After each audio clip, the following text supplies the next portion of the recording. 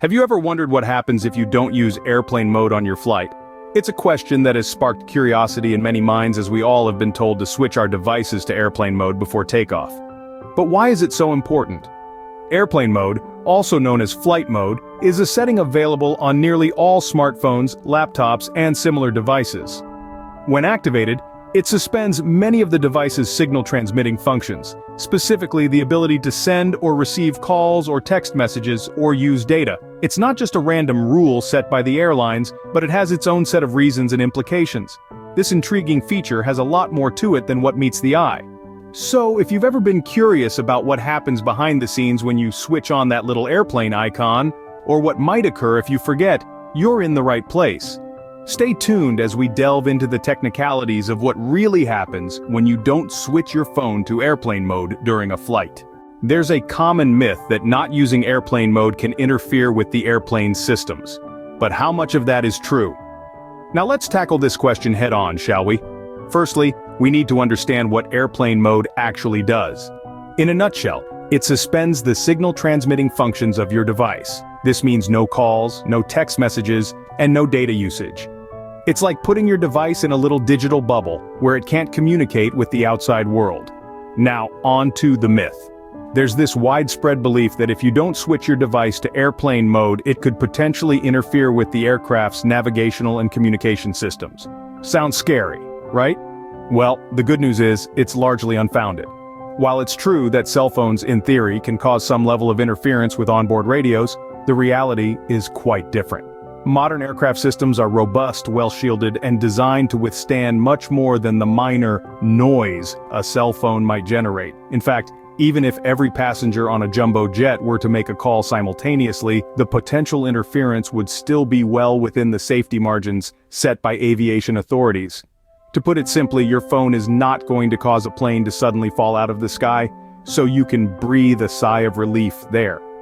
However, this is not to say that your device won't cause any interference at all. In some cases it might, but this is more likely to be an annoyance rather than a safety issue. Imagine the pilot is trying to communicate with air traffic control, and all they hear is the occasional blip or buzz in their headset. It's not ideal, but it's also not catastrophic. So where does that leave us? Well, the bottom line is the myth that not using airplane mode can cause a plane to crash is largely debunked. It's more about comfort and less about safety. So if it doesn't interfere with the plane's systems, why do airlines insist on us using airplane mode? Well, that's a story for the next scene. Stay tuned. The real reason airlines want you to use airplane mode isn't about the plane's systems at all. It's a common misconception that using your phone's regular mode during a flight could interfere with the aircraft's navigation and communication systems.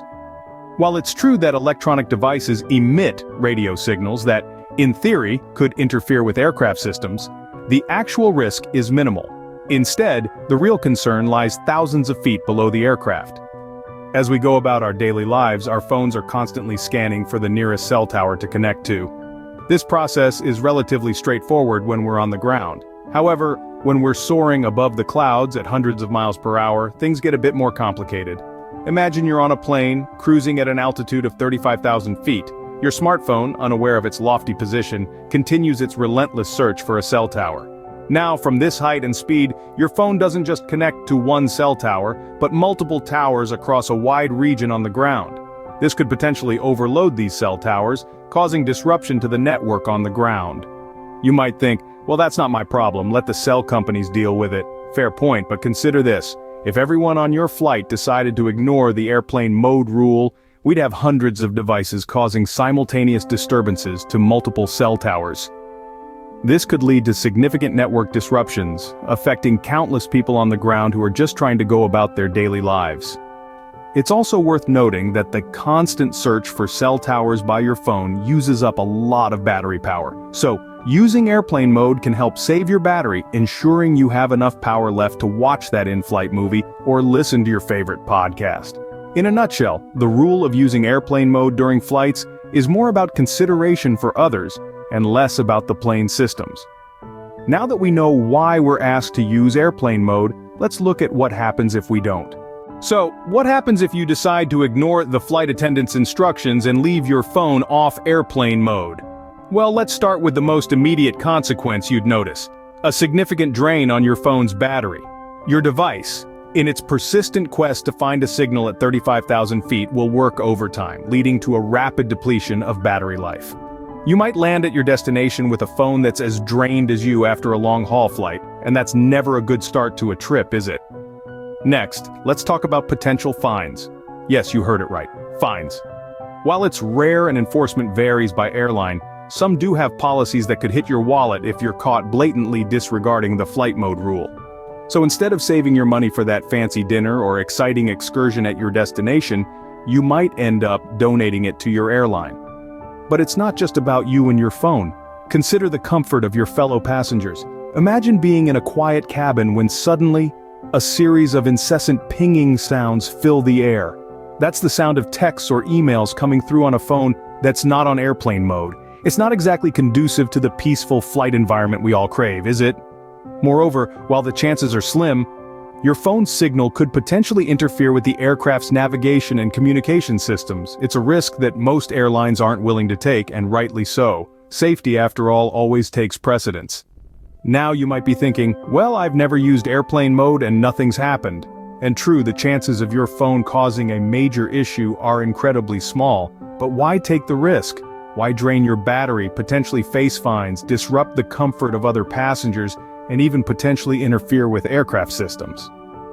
So, in the end, is it worth it to not use airplane mode? I'd wager most would agree, it's a small step for a smoother, safer flight experience. In conclusion, while not using airplane mode might not cause a plane to crash, it can still have consequences. So we ventured through the myths and realities, uncovered the real reasons, and explored the possible consequences of not using airplane mode during a flight. It's been quite a journey, hasn't it? But before we wrap up, let's take a quick moment to review the key points and sprinkle in some fun facts about airplane mode and other common travel queries. We began by debunking the myth that not switching to airplane mode could cause a plane to crash. As dramatic as that sounds, it's simply not true. Airplanes are designed to withstand much greater disturbances than a few cellular signals.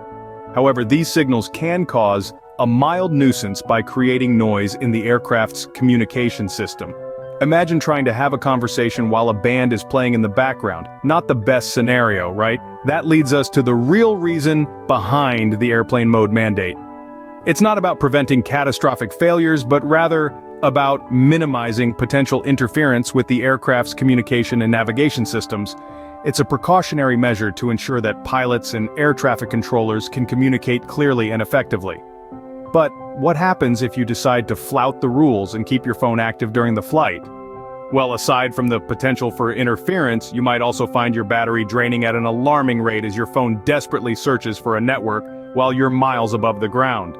Plus, you could be subjecting your fellow passengers to the incessant pinging of your incoming messages and notifications.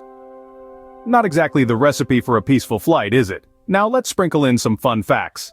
Did you know that the term airplane mode is actually a bit of a misnomer? It was coined back in the early days of smartphones when the only time you'd need to disconnect from cellular networks was on a plane.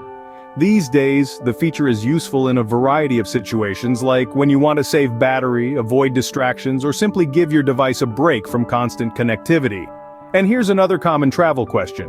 Why do we have to stow our electronic devices during takeoff and landing? This is primarily for safety reasons. These are the most critical phases of flight, and it's important to minimize potential distractions and ensure that everyone is prepared in case of an emergency.